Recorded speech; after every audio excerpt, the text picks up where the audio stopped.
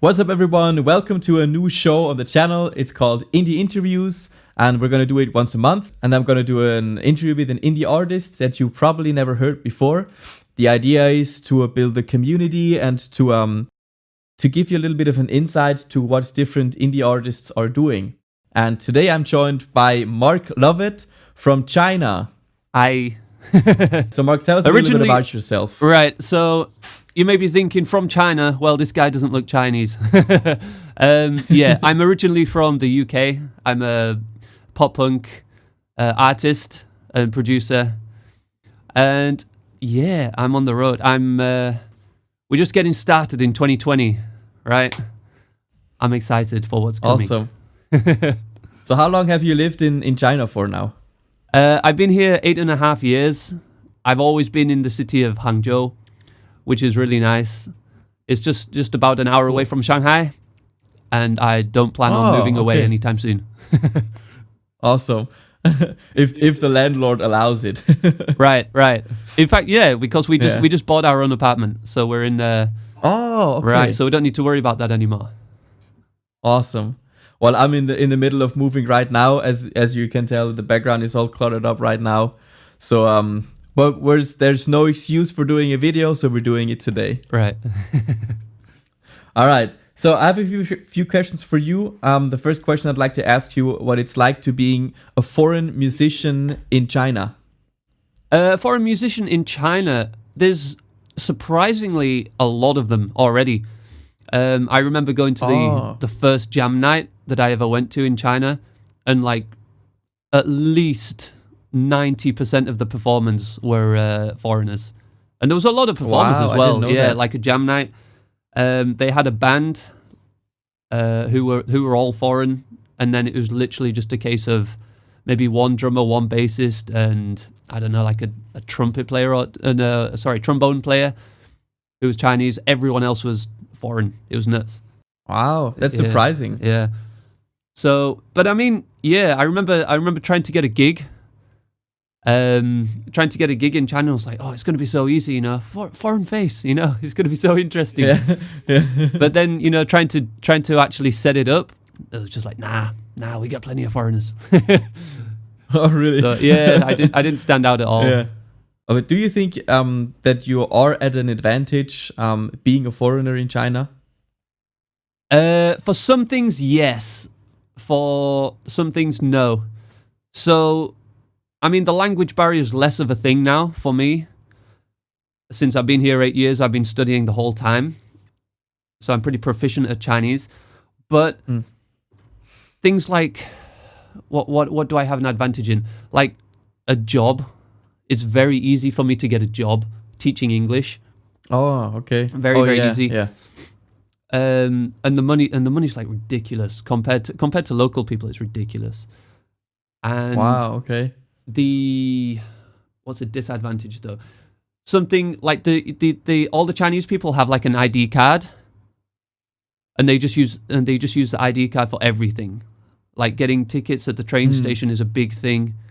Connecting any account on your phone to like any account, any app, any, you know, program, whatever, they just use their ID card for everything. But obviously I don't have one, so that's a major deal breaker, unfortunately. Oh, okay.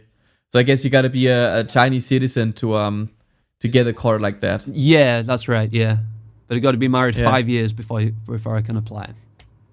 Oh, okay.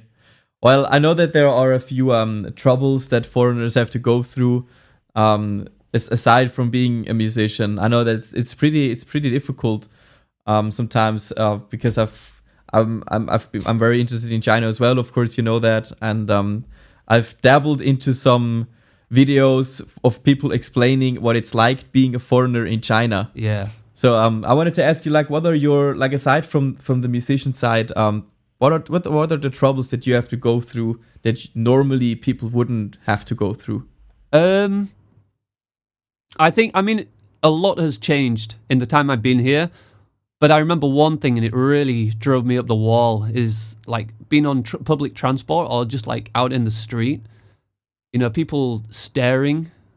That's one thing. People talking about you behind your back, or like like whispering to their friend, whatever. But every now and then you still get it, like on the subway. Just maybe, I don't know, 3-4 months ago, there was a woman who came on, and she's like, I saw her like this, and she was like, slyly taking a picture of me. Okay. Why not just ask? Right. That's what I wanted to say. I always want to say that, and I've said it a couple of times before. It's like, if you want a picture, just come up and ask. You know what I mean? Yeah. I'd be more than willing to pose, but I don't know. Yeah. It's a little bit annoying. Yeah. It's really rude, in my opinion. It's really rude. Yeah, I agree. I mean, it's not like well, even if you were a celebrity, it's still rude. I mean, I've heard from celebrities talking about this as well, and they also sometimes they say they think it's rude for people just to take pictures of them, right? But at some point, of course, if you're a celebrity, you get used to it from time to time. Right. Yeah. And in China, it's just because you're a foreigner. It's but I guess Chinese people aren't all that used to. I remember when I was in Beijing, I went there in April. And of course, like people come up to me as well and wanted to take pictures, and they were staring as well. Yeah. But you're getting used to it. But the one instance really just kind of surprised me. I was at the Summer Palace in the morning, and there was a Chinese guy coming up to me, and he was probably like 18, 19 years old, so pretty young guy. And he came up to me and asked if he wanted to, if he could take a picture of me. And then I said, yeah, of course. And by that time, I was already there for a week, so it wasn't new for me. Yeah. And I was like, sure, can I take a picture? And then he said, this is the first time ever I'm seeing a foreigner. Yeah. And I was like, what? First time? I mean, let's say he was 18 years old, so he had to go through his entire life, like 18 years, without seeing a foreigner. Yeah. Like, to me, as a Swiss person, that's so surprising. Because you're walking through Zurich, and you see, like, probably one person from each continent within the first 10 minutes of walking there. It's so diverse. So that's like really, that was mind blowing for me. It is. I mean, just from that story, I can tell that guy's not from Beijing. Because if he was from Beijing, he would see foreigners every day. He's got to be from like a countryside, or like a small town, or maybe the countryside visiting. Probably, yeah. Yeah, absolutely. Yeah, I mean, as well, like in Beijing, you don't see like tons, but you see foreigners like. Probably every day you're gonna run into someone. Yeah. So it was even more surprising. Right. Yeah. So let me ask you, what are your, like in general, we talked about you being a musician in China, but I wanted to know what your perspectives as an indie artist in general are, aside from the China thing. I mean, I started making music in a band back in like 2003, 2004. But I was still in school at the time, so it was just like me and my mates making music or making noise in the garage of the guitarist's house, and it was like completely different. I mean, right now, pretty much everything or a huge part of the marketing side, putting yourself out there is all online. That's a huge part of it now. Whereas back then, like MySpace didn't even exist. YouTube didn't exist. It just, like online, the best you could do was like record yourself and then send it to your friends on like MSN Messenger. I don't know if that was a thing in Sweden. Yeah. Oh yeah. Oh, like, we had we had the MSN Messenger. Yeah. That was like all you could do online, really. It was like talk to your mates online, send them an MP3 if you had one. Back then, like recording was like, we had like a little 4-track tape recorder. And being a full band, we had to like record the entire drum kit on one mic, record it onto one track. It's not a lot of mics for a drum, right? So it was. I mean, the song sounded terrible, but we still sent it around to all our friends. I mean, you got to do what you can, right? I mean, use what you have. Yeah, yeah. And like when we had shows, when we had gigs, it'd literally be using the printers at school to print out flyers, black and white flyers. Hand them around school. Big promo, right? Yeah. Hand them around to people in the street near the venue on the day. Yeah, it was completely different to what it is now. Yeah. Well, I guess the whole internet thing has changed many things. I know that there are some people saying that back then it was easier because the market wasn't as saturated, but at the same time, the market wasn't as easily, how do you say, you couldn't access it as easily as you can now. I mean, you can just whip up an Instagram page now and you're good to go. I mean, there's still a lot of work that you have to do, but you can do all that work yourself now. Yeah. Which so it's a lot of pros and a lot of cons, I think. There is. But in my opinion is nowadays it's easier because you can do so many things yourself. And I wanted to ask you, what's your opinion on that? I agree completely. Yeah. But I mean, it's a good thing as well, because you got to teach yourself all these skills. You know, like before I started this, like the very first picture I uploaded onto my artist account was just like old artwork from my very first release. And that was really badly put together in a cracked version of Photoshop back in like 2004, 2005, something like that. Yeah. And like since then, it's just been, you know, you just got to keep the ball rolling. You just improve. You know, you got to learn like a bit of filmmaking, a bit of photography, editing, video editing, photo editing. You know, just the other day I was talking to Yes Wise Guy. I don't know if you follow him or not. He's another rapper, friends with Kaze, and he was and he posted a really old photo of him posing in front of a bridge. And he's like, you know, back before I could pose. I was like, yeah, that's something I need to learn to do. I'll add it to the list. I guess that's another thing. As you already said it, that there are so many skills that you got to learn. But like, first of all, it's very much possible to learn all those skills nowadays. For example, for me, I use YouTube for pretty much every education thing I need. If I want to get a little bit deeper, I'll buy an audiobook or something like that, or maybe an online course. Yeah. But it's so easily attainable. It is. But as an indie artist, there are so many skills that you don't have to master them, but you at least have to know a little bit about it. Like, as you said, like posing. Because that's something that I had trouble as well at first. Like, what kind of face do I make? Or like, how do I stand and whatever. Right. Yeah. Yeah. It's this thing that you don't think about at first, but it's still, at some point, you got to learn how to do it. Yeah. Yeah. It's a good thing, though, because you learn all these new skills. I think it's a good thing. Yeah. I completely agree. I mean, now we're able to shoot videos, we make music, we market them ourselves. Yeah. It's really cool. I mean, it's a good time to be had, and also those are valuable skills, even for outside of the music world. Yeah, I agree completely. And imagine how much it'd be to like hire somebody, like hire a producer to make a song every time you wanted to make a song. Oh, it's so studio much time, money. A videographer, cameraman, you know what I mean? It's be crazy expensive. It's crazy. Yeah, it really would be. And I mean, now it's like you just have to do the work. I mean, of course you have to invest a little bit in equipment, but it's not as much. I mean, the mic that I'm using right now, it was like $100. I have a more expensive mic, but it's I paid that together with my cousin over time, and it was an investment for that time. But also like over time you gain new equipment, you buy something here, you buy something there, and then at some point you have your stuff together, and it's really not that much that you need. Yeah, I agree. My setup is like super simple, like an audio interface, laptop, couple of speakers. This microphone, like you said, $100. I think this was like £70. So like a similar sort of price range. And the newest addition is the camera, which I just got recently. So I mean, I'm pretty minimalist anyway. So I hate, you hear most musicians or like people, and they're all like, gear. I love gear, the hardware. Yeah. But I'm not. I'm not at all. Oh, I do. I like it a lot. But I've learned to not buy out of impulse and only buy of what you really need. Right. Yeah. Or maybe a little bit of an upgrade. But yeah, it's too much stuff. Also means a bigger setup, and it takes up more time and everything. So a simple setup is welcomed as an indie artist. Yes.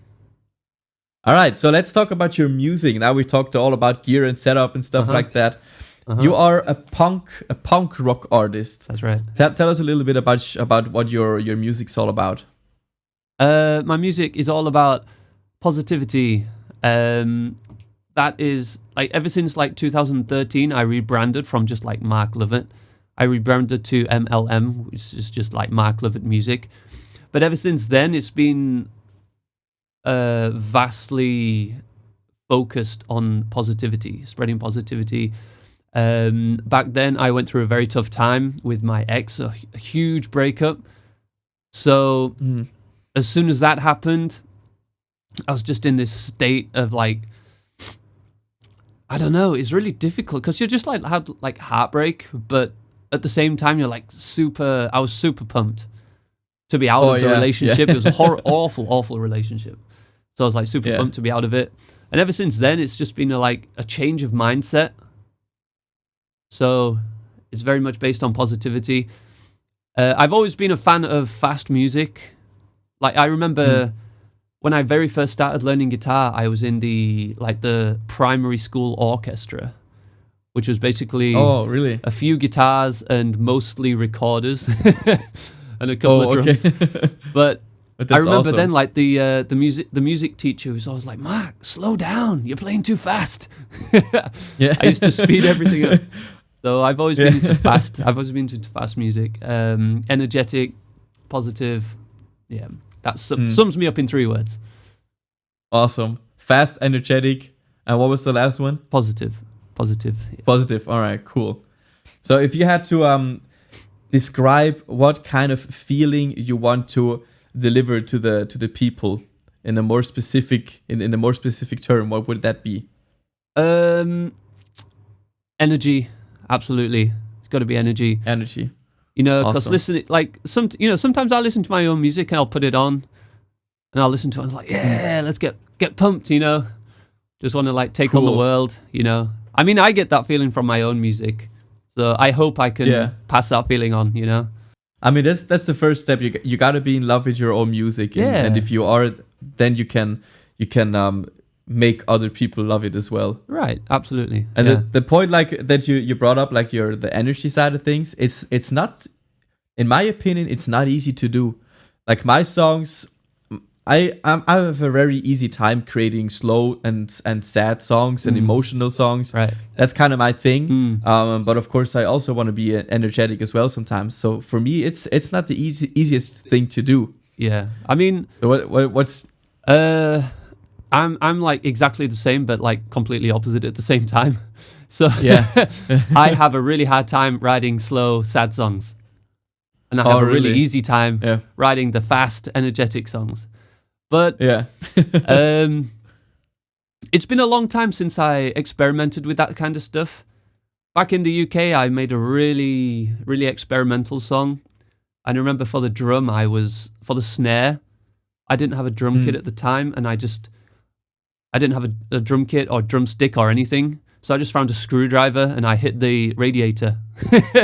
And I put a mic next to that. I took that sample and, I don't know, like distorted it, bit crushed it or something, put a delay on it. I can't remember what I did, but I just did like all this crazy effects on it. But yeah, I need to do something like that again. It's really awesome. Yeah, it's awesome. I mean, it gets you experimenting, right? Yeah, I'm stuck way too much in my presets. Oh, okay. Yeah, that happens. It happens to me as well. Break routine. At some point, like when something works, you're starting to do it over and over again. So it's difficult it's important to keep challenging yourself to do new things. It is, yes. All right, so you already told me what your plans are for 2020, and I can say they are very exciting and very unique. And I would love it if you would tell what those plans are. 2020, right? So I've already started it. The first, how can I let me gather my thoughts together. So what I'm doing is releasing a brand new song on the 1st of every month. And these songs are all going to be Patreon exclusive. So each song, you know, it's the first one's already out. It's called Bliss. I'm really happy how it came out. The second song, is already finished. I just need to upload it, create some artwork for it, and then that'll be done. And then like the higher tiers is, I think the second tier is you get a video, like a video playthrough, video performance. And then the third tier is you get like the entire back catalogue of all my releases, and it's like quite a lot awesome. of music. You know, like I said, I've been doing this since about 2000. My first release was 2006, so I've been doing this for like 13 years. Yeah, 13, 14 years. So there's a lot of music. Yeah. But yeah, that's my plan. It piles up at some point. Right. So that's my plan. Yeah. I'm gonna keep pushing it. I was really nervous how the world would take it, but it's been how would I put it? They accepted it more than I thought they would. That's awesome. Right. And I mean, when you told me your idea first, I thought it was a fantastic idea because it gives you as a consumer, it gives me the sense that like I know there's something to look forward to every month. Right. Like, oh, it's the first of the month. There's gonna be a new Mark Lovett song, and right.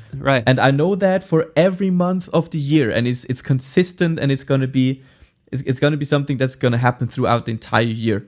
Yeah. So that's really, really awesome. Yeah, I think it's a great idea. I have to be honest. I'm not a Patreon yet because I wanted to do it at one point, but I thought it was on Bandcamp at the time, and I couldn't figure out how to get the song. Oh, so right. I think from before, I think I may have told you I was going to do it on Bandcamp, but then yeah, exactly. I looked into it on Bandcamp, and it just didn't seem that feasible, really. So okay. I considered doing it on my website. It turned out to be too technical for me, and time was running out, so I didn't want to, invest so much time and effort into it to get it rushed. You know what I mean? So I chose Patreon. I think I got a good deal with Patreon. They do a good job. Cool. I mean, I love Patreon. I've had people, I've supported people on Patreon before, and it's a really clean platform. Yeah. So I will definitely be a Patreon of your music because I've heard some songs and I really like it. There was and also all the links of the Patreon of your music and your Instagram will be down in the description below if you guys want to check it out as well. Thank you. And there was one video you did, I think it was the past week, maybe on Thursday or something, where you play like a really dreamy and slow guitar. Yeah. And I thought that was fantastic. I like that so much. Yeah. Can we expect a song in that style in the future? I hope so. To be fair, like you said you were interested in a full song, and there was a couple of others as well. There was like maybe 2 or 3 more. So it's like the idea of the song I've had for a while, like that technique, it's like half picking and half, I don't know, how would you say it? Like sliding with your off hand, with your picking hand. So it's really, really difficult to play. But it sounds so nice. And in fact, when I first came to China, I didn't bring any gear with me, any musical gear. Oh, okay. But like the first time I went back home, I made sure I brought my pedals just for that one sound because I knew I loved that sound so much. Oh, that's awesome. Yeah. I mean, it sounds really, really awesome. And I mean, on my channel, my kind of music and my mission is all about music and emotion. And that kind of sound really speaks very much emotional to me. Yeah. Like this is something that I'm just really into. So I hope we will hear a song in that style of you in the future. Yeah. I mean, and also I wanna say, like, for the people who don't know what it takes to release a song, and also so it will give you some perspective of what kind of work you have to put in each and every month. So you gotta write a song. You have to have, if you're doing a song with lyrics, you also have to write the lyrics. You have to have an arrangement. You have to record everything. After that, you have to mix everything. And once everything is more or less mixed, you gotta get in even more detailed and fix stuff that just doesn't sound right and get it ready for the master. Right. Then you have to master it as well. And at that stage, you usually notice things that you have to fix in the mix as well. After you're done with the master, you usually listen to it on a few different devices. Then you're gonna get back as well another time to fix even more stuff. That's right. And when the entire song is completely done, then you still have to do the artwork. Yes. You still have to do your promo material. You still have to put it out. After the song is finally released, you're still not done. After that, you have to do the post-promotional stuff. Right. And at the same time, you got to start on another song Right. because in 30 days, That's you right. have to have an entire new song ready for release. Yeah. This is a big thing. It is a lot of work. But that being said, there was who's it? Damien Keys, as a guy similar to Adam Ivy, is a I know him, UK based influencer on YouTube, and he said something about like exhausting the creative.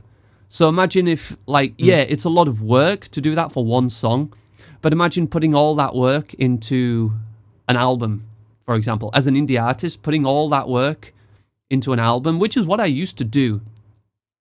So like you said, you got to write the song, write lyrics, record each instrument individually, mix, master, promote, post, right? And then post promotion, you got to do all that. But imagine spending all that time writing, releasing an album, right? It's like a year, at least a year's worth of work. Yeah. It's going to be all on this one release. All on this one release. And if you do like the release wrong, it just flops. You know what I mean? Which is what happened to me in the past. And that's like an entire year, at least a year's worth of work just down the drain. Yeah. It's happened to me as well. Right. which is really a shame because that should not happen for so much work. Yeah.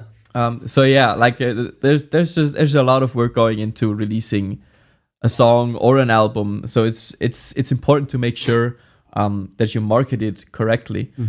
And this is actually how you and I met, because we started to take our music more seriously, and we invested in a masterclass by Adam Ivy. And this is because of that, of course, the community started to build, and this is where you and I met. And it's I have to say, it's so much more like until that point you have to be accountable for yourself, right? But if you have like classmates, then you can be accountable for each other, even if you don't verbally do that. It's like you are following each other and you're following each other's path, and it's so motivating to see how serious people take it. Like for me, like you come to mind, then Kaze already also comes to mind as well, and then JB Ryans also comes to mind. Like those, all of you guys, you're hustlers. You're putting in so much work, and this is like when I miss an upload, or when I'm noticing that I procrastinate a lot, it's always motivating to see like, oh, those guys are behind it, so I gotta get behind it as well. Right. It's an awesome thing. It is. I mean, that's what got me out of the slump. I mean, I've just started getting back into making videos again, and since I don't know, maybe around a weekish, I've been posting videos every single day rather than photos. I mean, in my opinion, photos are kind of a lazy option. I mean, sometimes if you're like big into photography and it's like you spend all this time creating this one shot, then fair enough if you're a photographer. But as a musician, I think just taking a quick selfie is I personally feel it's not enough. Quite a lazy option. It is. I agree. Well, I've been trying to revamp my structure a little bit. So I see the picture of course I have a photography page as well. So when I do take a picture of myself, I try to at least put a lot of effort in it, so it's just not just a basic selfie, so it's something that gives you a little more information. So I'm trying to, like, on each Monday I'm posting a picture, and the picture has to reflect some update. Like, for example, now I'm moving, and I posted a picture of me with all the moving cartons, and I tried to make the picture look really good, so that my audience has like a life update, and in the description you can read what it's about. And then on Tuesdays I have my Coffee with Dominic episode where I'm just talking about something musical, because I just love to share things. And on Friday the idea is to put up a cover, and if I cannot do that, I will do a picture as well. To be completely honest, though, I have been a little bit lazy about uploading covers. I think I haven't done it in a while now. To be fair, though, the moving thing is a little bit stressful. It's very stressful. But I will try. It is. And I had to pack my keyboard up now as well, so I am afraid that doing a cover is not as easy. but at least that's the idea for now. So I completely agree with you. Just snapping a selfie and be done with it is it's not good enough. It is. And it's funny. It's funny you mentioned something about covers actually, because I started a thing a long while ago, at least 3 months ago, where it's like a 1 minute cover. So you like rearrange the song, and just do the entire song, a cover song in 1 minute, start to finish, 1 minute. And I said, okay, so the entire song, right? So I did one song, got a video for it, really proud of it, uploaded it, and it was a lot of work. But and I was like, right, if I can do this once a week, which is doable, it's absolutely doable. Yeah. If I can do this once a week, then I'm on it. I'm absolutely on it. That was the only one I did. But okay, I see. Well, I've got one the more. idea is really cool. I've got one more. I've done the cover. It's all recorded, mixed, mastered. I've shot the video. I just need to edit it. Awesome. Well, do it, because I'd love to see it. Right. It sounds like a really, really cool idea. So it's like you're picking like the highlights of the song and rearranging it to a cover. Yeah, so it's basically, I mean, the first song I did, you got like half of the intro, half of the verse, all of the chorus, a bit of the bridge, and then like a quick solo at the end. That was the first song I did. That's a really, really cool idea. I might steal that idea from you. 1 minute cover. I think it's awesome.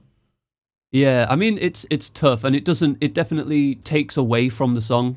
It definitely takes away from the song. Yeah, maybe, but there's another element to it. Yeah, it's a challenge. It was fun. Yeah, it was fun. That first song was really fun. All right.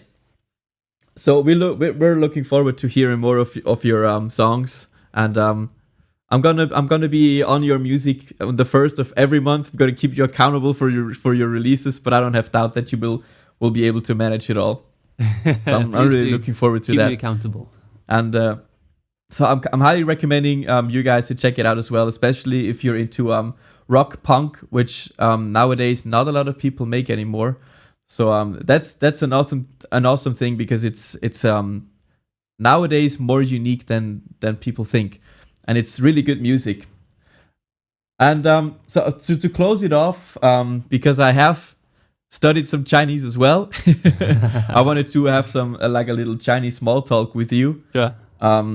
But to make it easy on myself, because your Chinese is so much better than mine, I'm gonna ask you a few questions. Sure. Because then I exactly know what to say, because I have trouble understanding Chinese. Is very, very hard in my opinion. So if you don't mind, I'm gonna ask you a few questions first. Don't forget, you'll need to add the subtitles. oh yeah, good thing. 你好，我叫杜允熙，我是一个瑞士的歌手。你是一个英文的歌手，对不对？不是，我是一个英国的歌手。英国的歌手，对。好，你现在几岁？我现在33岁。33岁，好的，我现在是27岁。好年轻啊！对，好的，你有一个女儿，对不对？什么？我没听清楚。你有一个女儿？哦，女儿，是的，我有一个小女儿，她现在18个月。18个哦 ，OK， 好，18个月，对。So that's 18 months, right? Right. 你最喜欢什么中国菜？什么中国菜？我最喜欢火锅。Hot pot。火锅哦，对啊，对。火锅我还没吃过火锅，可是我吃了很多的饺子，我非常喜欢饺子，对，饺子，对，我非常喜欢饺子。我其实今天也吃了火锅今天吃了。I didn't understand. 哦，你今天吃了火锅吗？Oh, awesome. So I think that's all I got, right? And all I feel confident sharing. Okay. Yeah, I really got to get back to studying Chinese, because it's an awesome language and it helps you out a lot. I did a Chinese cover once, and to this day it's still my most watched YouTube video. Oh, really? And yeah. So I like it a lot. I haven't studied any Chinese for about a year, but I like Chinese music as well. Like the pop side of China it's a completely different world from it is what we Westerns here. And I'm probably gonna do a video on that at some point. You should, yeah. But as far as Chinese speaking goes, I think it's gonna be it for today. You should upload it to Douyin. You know Douyin? Yeah, I know. Right? I should get back on it. Right. I just jumped back on it today for the first time in months, and I just uploaded. Oh, okay. Yeah, I just uploaded that video. You know, the dreamy guitar sound. Oh, I just awesome. uploaded that video to Douyin, like when I got home, like an hour or two ago, and it's already on like 300 views. That's awesome. With wow, that's awesome. With like no promotion at all. Yeah, it's nuts. Cool. All right, I'm gonna get back on it as well at some point. Because it's if you don't know, Douyin is like TikTok, but for Chinese people, it's exactly the same thing. Yes. And also, like, your Chinese is really, really good. I know you're on HSK 6 now, which is the highest level of Chinese of the Chinese. How do you say that? Proficiency. The test. Yeah, Chinese the proficiency. Test. Yeah, exactly. So that's pretty awesome. Yeah, it's really tough though. I mean, back in like HSK 1, 2, 3, maybe even 4, you're learning interesting, useful words, and you you learn a word. It's like, I can see myself using that. But now I'm just learning stuff. 很有意思和很有用. Yeah. Now I'm just learning stuff just for the sake of learning it. It's really tedious. Oh. It's really tedious, but I really want that HSK 6. It's the highest. Yeah. I want the highest. I mean, if you come so far, then you gotta get through it.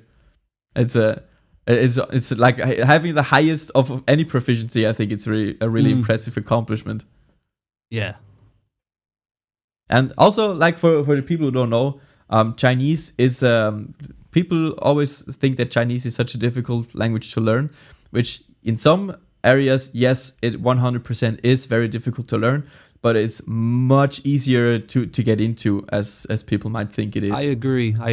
I think the most difficult part is the reading and writing, by far. Yeah, I agree. By far the most difficult. You have to the look writing at it as system is definitely though, the most difficult in the world. It has to be. Yeah. Some people it's just like it's just memorizing so many things. Right. It's so many characters. Yeah. Some people get tripped up on the tones. Because Chinese is tonal language, right?